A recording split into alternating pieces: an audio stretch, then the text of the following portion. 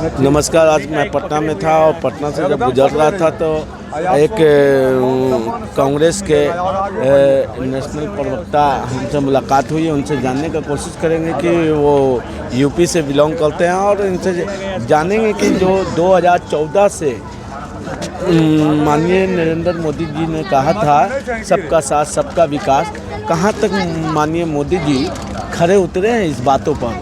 पहले आप सभी चैनल के माध्यम से जो भी सम्मानित जनता देख रही है, सबको तहे दिल से सम्मान है, आदर है। और आज मैं पटना बिहार की धरती पे पहुंचा हूं।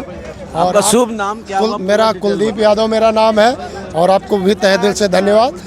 और मैं इस समय पटना में आया हूं तो आने वाले चुनाव का परिणाम भी देखने के लिए कि यहाँ पे हमारे पार्टी के जो नेता हैं, जो हमारे कर्मठ सिपाही हैं, किस प्रकार कार्य कर रहे हैं। आज बिहार में एक ही चीज़ देखने को मिल रहा है कि सबके जुबां पे एक युवा नेता तेजस्वी यादव, जो 17 महीनों में उन्होंने इतिहास रचा था और कांग्रेस राहुल गांधी जी के साथ इंडिया गठबंधन में है, हमारे गठबंधन के नेता हैं और कांग्रेस की गठबंधन रहेगी।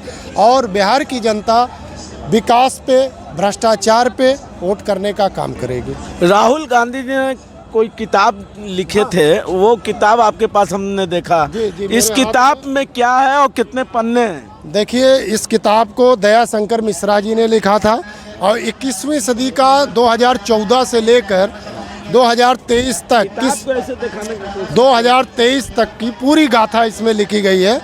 2014 में आप सबको याद होगा कि हमारे देश में एक मोदी नाम की आंधी आई थी और उससे पहले दिल्ली रामलीला मैदान में बाबा रामदेव और अन्ना हजारे का आंदोलन हो रहा था। आंदोलन मेरे देशवासियों आप सबको याद होगा भ्रष्टाचार के खिलाफ था, महंगाई के खिलाफ था। उस समय क्या भ्रष्टाचार था और आज क्या भ्रष्टाचार हो रहे हैं। पहले सिलेंडर 400 रुपये का था एक बाटला, आज 1100 1000 का है।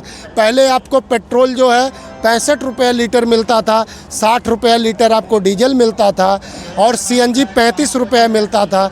आज आप देख रहे हैं कि 100 पार कर चुका है, 100 पार कर चुका है। अब महंगाई, एक गरीब आदमी जो है 2 वक्त की रोटी के लिए मोहताज है। अगर किचन में, रसोइया में, आपके घर में टमाटर है तो प्याज नहीं, प्याज है तो लहसुन नहीं। ये समस्या आज गृहिणियों का हुआ है। और रही बात रोजगार और नौकरी की, आप सब ने देखा 2014 के बाद जिस भारतीय जनता पार्टी जब से सत्ता में बैठी, ना तो हमारे देश के युवाओं के लिए वैकेंसी मिली, ना तो किसी भी विभाग में उनकी भर्ती हुई। हमारे देश में आज विद्यालयों के स्टूडेंट जितने हैं, आप सब ने देखा किस प्रकार से आत्महत्या कर रहे हैं। आपने विश्वविद्यालय में भी देखा, हमारे प्रोफेसर लक्ष्मण यादव को भी बाहर का रास्ता दिखा दिया गया, रितु सिंह प्रोफेसर को भी बाहर का रास्ता दिखा दिया गया।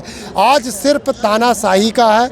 आज एक जाति विशेष को इन्होंने देश की सारी संपत्ति सौंप दिया है। किसको सौंपा है, हमारे दर्शक जानना चाहते हैं। आज हमारे देश में अडानी, अंबानी, चाहे रेल हो, तेल हो, वेल हो, पोर्ट हो, एयरपोर्ट हो, इंडस्ट्रिया हो, सब कुछ हमारे देश की व्यवस्था जो है एक बिजनेसमैन के हाथ में करने का काम Bharatiya Janata party, prime minister Modi ji ने कर दिया है। और आज इतने बड़े बड़े घोटाले जो हैं अडानी के ऊपर दिखाए जा रहे हैं, हमारे अमेरिका की एजेंसी भी दिखा रही है, लेकिन हमारे भारत की गवर्नमेंट, हमारे देश की गवर्नमेंट, हमारे प्राइम मिनिस्टर मोदी जी उस चीज़ को नहीं देखते हैं। और अगर गरीब कोई भ्रष्टाचार करता है, घोटाला करता है, तो उसके घर पे बुलडोजर चला दिया जाता है। आप सबने देखा कि संभल में कैसी घटना हुई।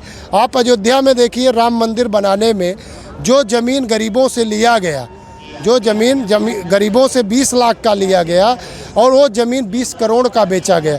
और आज अयोध्या में आपने देखा कि अयोध्या की जनता ने सांसद ही चुन लिया, सपा का सांसद वहाँ पे बनाने का काम किया। जहाँ जहाँ भी प्रभु श्री राम का चरण पड़ा था, वहाँ से भारतीय जनता पार्टी हारी है। वहाँ की जनता ने भगाने का काम किया। आप 2014 में गौ की बात करते थे, गौ रक्षा की बात करते थे, सबका साथ सबका विकास सबका सम्मान, बेटी बचाओ बेटी पढ़ाओ की बात करते हैं। आप सबने देखा 38 दिन तक गोल्ड मेडलिस्ट बेटियां संगीता फोगाट, बजरंग पुनिया, साक्षी मालिक इंसाफ के लिए जंतर मंतर पे बैठे। क्या उनको इंसाफ भारतीय जनता पार्टी ने दिया? नहीं दिया। आप सबने देखा किसान जो हमारे देश की रीढ़ की हड्डी है, हमारे देश की स्तंभ है, उनके ऊपर किस तरह आंसू गोले छोड़े गए। और जनवरी और दिसंबर के महीने में जब हम कड़क की ठंड में घर से बाहर निकलते हैं, उनके ऊपर बर्फ़ के पानी के बौछार किए गए। यही भारतीय जनता पार्टी में। आप मोदी जी प्राइम मिनिस्टर के बारे में तो जानते हैं, इजराइल का दंगा, यूक्रेन का दंगा प्लीज़ मोदी जी बंद कर सकते हैं, लेकिन मणिपुर में हमारे देश की बहनें जब वहाँ निर्वस्त्र करके घुमाई जाती है, तो प्रधानमंत्री जिनका 56 इंच का सीना है, वो जो 56 इंच का सीना है, वो मणिपुर क्यों नहीं जाते? ये देश की जनता को पूछना चाहिए। और हम बिहार हैं, अब इस समय हम बिहार की बात करेंगे। बिहार में हम देख रहे हैं युवा बेरोजगार है और रोड पे जो परिवहन चल रहे हैं उनसे भी प्रशासन भरपूर लूट-पाट कर रही है। और प्रशासन के पास अगर कोई न्याय की अपेक्षा रख के जाता है तो उनको न्याय नहीं मिल रहा है, जबरन उनको उठाकर अंदर कर दिया जाता है।